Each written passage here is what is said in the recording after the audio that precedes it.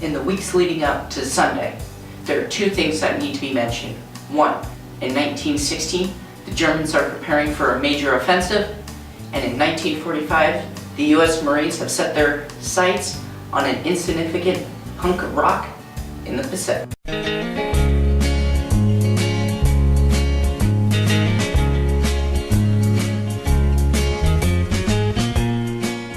Good morning and welcome to the currently named This Week in History. We start every week on Sunday. In 1915, the British Navy begins the bombarding of the Dardanelles. Now, the Dardanelles is a strait that separates part of Turkey from the European continent. Controlling one or both of those straits is a very good thing for an attacking army to hold, or even a defending army to hold, because if you're attacking, you can move troops across it. If you're defending, you can block troops from moving across it. However, all those events are overshadowed by what happened on February 19th in 1945. The US Marines land and start to invade the island of Iwo Jima. Now, why did we want Iwo Jima? Simple. We were building air bases on the majority of the islands we captured. I would actually almost say all of them, but not quite. Some of them we just captured back, like the Philippines. We were going to build an air base there in order to attack Japan. Because Iwo Jima is very close to Japan, so is Okinawa. That's also why we attacked Okinawa. Now, on February 20th, which would be today, in 1792, George Washington signs the Postal Service Act, creating the modern post office. It apparently hasn't improved all that much since then because of how slow the letters still get here. I don't think they're using horses anymore, but you never know. So, the 21st of this month, the Battle of Verdun begins. In 1916, the Germans attempt to capture the French city of Verdun and two of its forts.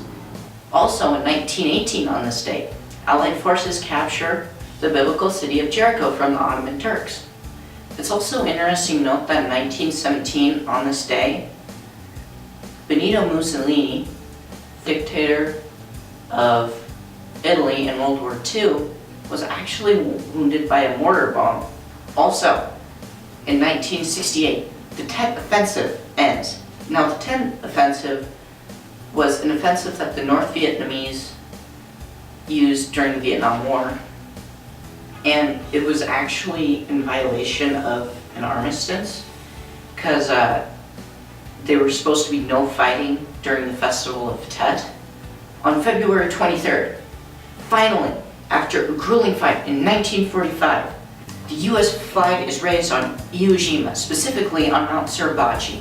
Now, the famous picture of this event is actually they originally raised the flag. It would have been a smaller flag, and then what they did was, for the photographer, they staged it again with a larger flag. On the 25th of this month, German forces capture Fort Douaumont.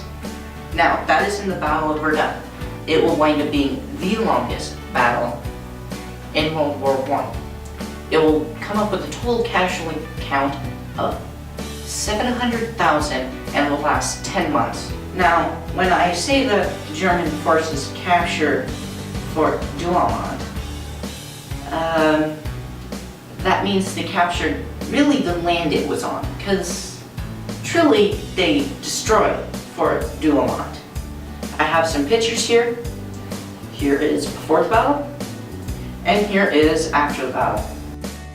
Thank you very much, and I will see you next week or any other time we need to go back to the past.